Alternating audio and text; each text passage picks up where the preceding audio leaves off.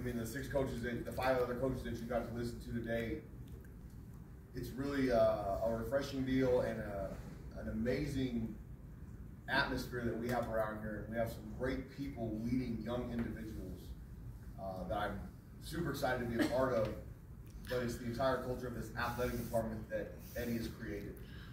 And it's given this place an opportunity to be successful because of the people that are around here.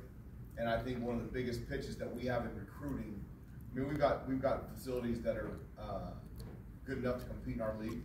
Obviously, everybody wants to be better all the time, and we've got a lot of things in place to get better. And that's another thing that Eddie and David have done a phenomenal job. But it's the people you're going to be around that give you the chance to be successful. And for the youngsters, I mean, everybody has nice buildings. Everybody has great weight rooms. I mean, that's going to be an unbelievable venture down there in that building. But it's the people that help build people. And that's the reason that we're having success around here, is because of the culture that's been created. We've made progress, but we are exactly who I said we were going into this season, a competitive football team that needs to learn how to win.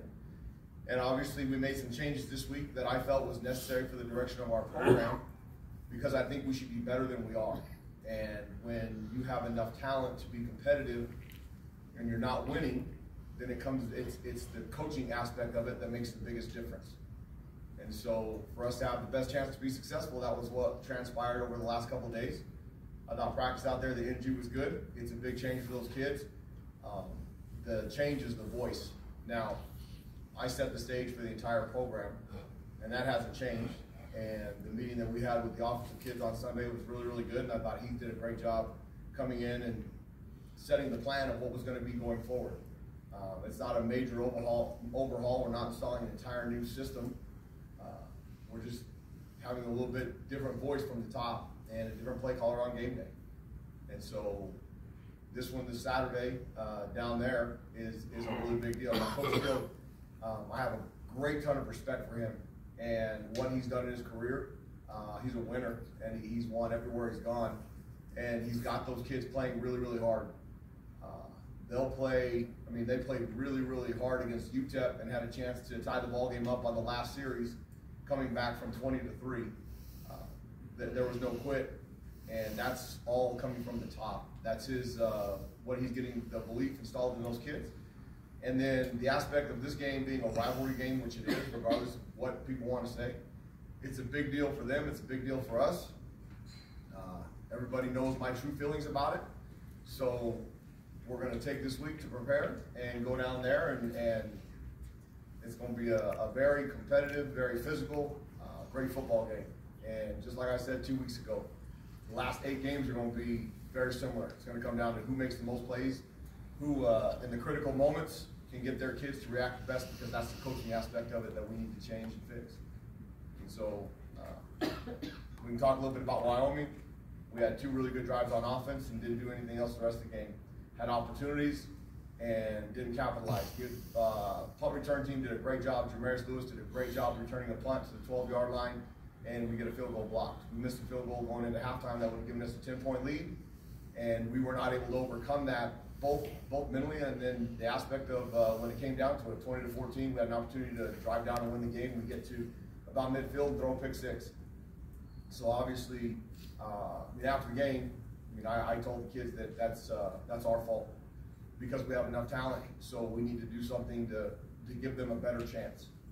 And so that's been the focus over the last couple of days. And Saturday will be the first opportunity at that chance. Who's got questions? Not easy?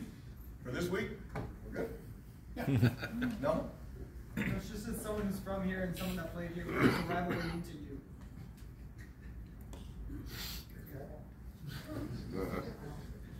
Taped away. It's a big deal. Our kids know how big of a deal it is. We've had a ton of former players that have come and have given their opinion on this. So the kids down in that locker room know how big of a deal it is. They know my true feelings, and we'll go play the game on Saturday. Yeah. How different are the 2 quarterbacks? Statistically, they're not very different at all. I have have a ton of respect for Diego Pazzi. I've known him since he was, at St. Pius, and then went to Volcano Vista. He came to camps when I was at Arizona State. He is a tough-minded. He was a wrestler in high school. He led Volcano Vista to an undefeated season. He won a national championship at NIMI. He's a competitive young man, and I think he's done a really good job in the first 6 games that they played. They have not played. They had their bye week this week to help them get a little bit freshened up, but they started in 0 week a week before us. They played a couple of Power 5 schools. They played a rivalry game, and he showed great competitiveness in all of them. Now, Gavin Frakes is a 6'4" kid that's really athletic, can run. They don't change the offense for whichever quarterback is in, and I think Coach Gill's trying to find the one that's going to be the most consistent. They've been very similar at times. If you watch them against Hawaii, they looked really, they were very efficient in what they were doing. And last week, FIU gave them some trouble. UTEP gave them some trouble in the first half, and then they were really good in the second half. So Gavin's 6'4" and Diego isn't. That's about the difference. They're both competitive, they're both athletic, and they can both run. And their receivers have dropped a few passes that could have changed some of those things. I hope that continues, but they've got some guys that are able on the outside. They're big. Their 2 receivers are 6'3" and 6'4", and they go and they compete for the ball and make competitive catches. So they've changed that roster a little bit. Coach Gill did a really good job in the first year, and it shows. Go ahead, Sam. Coach, with the offense, not even X's and O's, but are you noticing anything about the offense over the course of a game, whether it's if it's confidence or if they're tightening up when it gets to the end? Just when those when those drives those drives start to pile up, whether are you noticing anything about the offense that maybe you want to change that's not football related? Well, I didn't like the energy on the second half, and I think a lot of that comes with belief. I thought there was times that we didn't give them chances to be successful, and I thought it was starting to show on the sideline. And so that's the big challenge this week is having better answers. Wyoming did not make a magical schematic change. They were getting comfortable with what we were doing. They were starting to sit on some things on the perimeter. We didn't do a great job of getting open in the secondary. I thought the offensive line did a great job of protection. And a lot of people were getting frustrated with Miles because he's standing back there and not throwing the ball. He never knew where to throw it. And there's a couple times he should have tucked it and ran a little bit sooner. But we've got to do a better job of getting open, but also giving them some concepts that are more feasible to get open. And we've got some guys that can do that. So that's been a big challenge over the last couple days. What did you like from what you saw from Justin Holiday? I think I saw what everybody else saw. He's a big physical kid that's not afraid. The last drive, he's got a really strong arm. Need to continue. You have to remember he didn't get here until almost August. He was here for the second half of July. We thought we had a couple other kids that would have been here for the entire summer, and we lose a kid to Oklahoma that hasn't played a single down yet. We lose a kid to USC that hasn't played a single down yet. And I say that because I want those kids to hear it, because if you love playing football, put yourself in an opportunity to play. Caleb Williams is a great player at USC. Should have been factored in. Daniel Gabriel is a great player at Oklahoma. Now he got hurt, but those are the kind of things that if kids love to play football, they need to have a realistic vision of it. So we got on Justin late, which hampered his development a little bit, but he's done a great job of learning what to do, of giving himself an opportunity to perform. And then obviously, he had two really good runs in the first half. One was a touchdown. One was about a 15-yard gain on a triple play. He's got a strong arm. Some of those things that they made an adjustment that I don't think we handled very well in the second half, so we got out some of those packages with Justin that we should have stayed with. Those are the things that we talked about to give our kids a chance to be successful. But he's a talented young man. Coach, what's the attitude and competitive spirit like on your team right now with a couple of disappointments behind you? I think that's a big challenge, Henry. I think that's our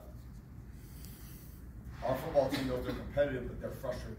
And all the work that you put in when you don't get a result can really hamper how you approach every day.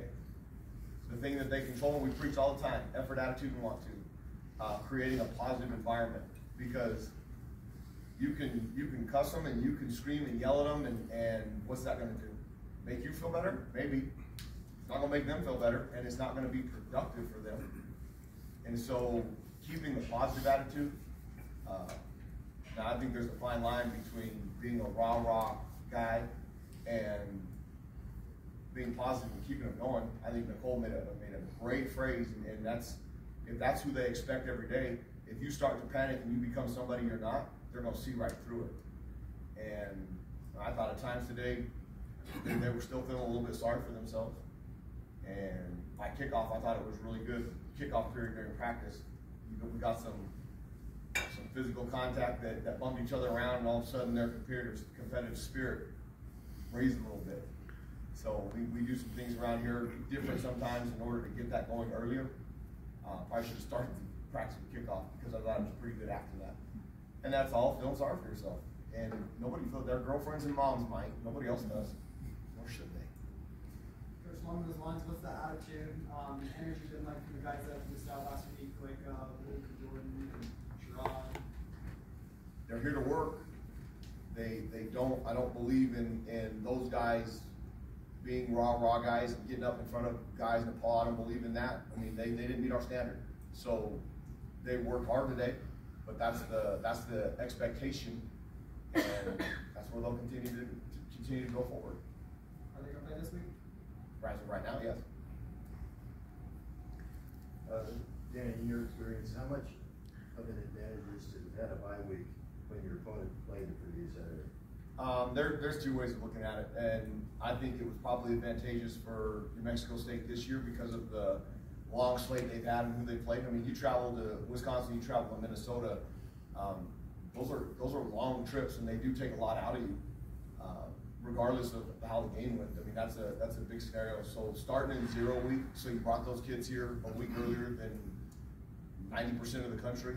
I mean, that's a long haul up until now. So I think right at that point, I think it's really good for them. If you're on a roll and you're playing really good football, which neither school is right now, it can be a disadvantage. So, I mean, it probably came at a good time for them. And we have 2 more weeks, and that 2 more weeks will probably be a good time for us. But I don't, you can look at it both ways. But I probably came at a good time for Coach Gill and his group. Coach, you mentioned on the radio yesterday that you thought Luke Wysong needed to get the ball a little bit more in his hands. Has it been a boost to his confidence, perhaps, that his former head coach in high school is now going to be calling the plays? I'm sure in his mind it is. And yeah. Luke was a really, really good high school player. That he was the best player on that team. Yeah. And Coach Ridenhour did a really, really good job of giving him opportunities to be successful.